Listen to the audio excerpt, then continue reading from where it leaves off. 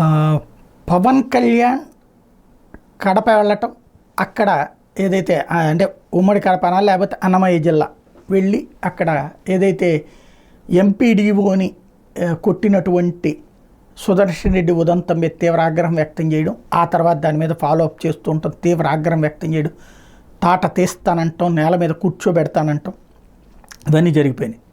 తప్పే లేదు, నేనైతే దాన్ని ఖచ్చితంగా సమర్థిస్తా. ఒక ప్రభుత్వ ఉద్యోగి మీద చెయ్యి చేసుకునే విషయాన్ని ఎట్టి పరిస్థితుల్లో అంగీకరించకూడదు. అది ఎవడైనా, ఏ పార్టీ వాడైనా. వాస్తవంగా వైఎస్ఆర్ కాంగ్రెస్ పార్టీ వాళ్ళు చచ్చిన పాముల్లాగా పడున్నారు చాలామంది. ఎవడు రెచ్చిపోయే ధైర్యం చేయట్లేదు చాలామంది, 100కి 95 మంది. ఒక 5గురు ఉంటే ఈయన వెళ్ళాలి, అటాక్ చేయాలి, కంగారు పెట్టాలి, భయపెట్టాలి, గుడ్. మరి కూటమి నాయకులు చేస్తున్న దౌర్జన్యాల గురించి ఏమనాలా? దాని విషయంలో కూడా ఇలాగే స్పందిస్తారా? ప్రభుత్వ ఉద్యోగుల విషయంలోనే దుర్భాషలు ఆడుతున్నారు, దూషణలకు పోతున్నారు. కొన్ని చోట్ల కొట్టినటువంటి సందర్భాలు ఉన్నాయి. బీరు బాటిల్తో కొట్టిందందామా, లేకపోతే కనుక మొన్న మహిళా పోలీసు మీదన దుర్భాషలు ఆడినటువంటిది అందామా, జరుగుతూ ఉన్నాయి కదా.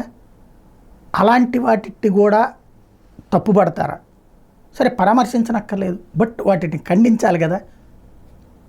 ఒక్క వైసీపీకి సంబంధించి ఏ ఇష్యూ వచ్చినా ఖండించడమేనా?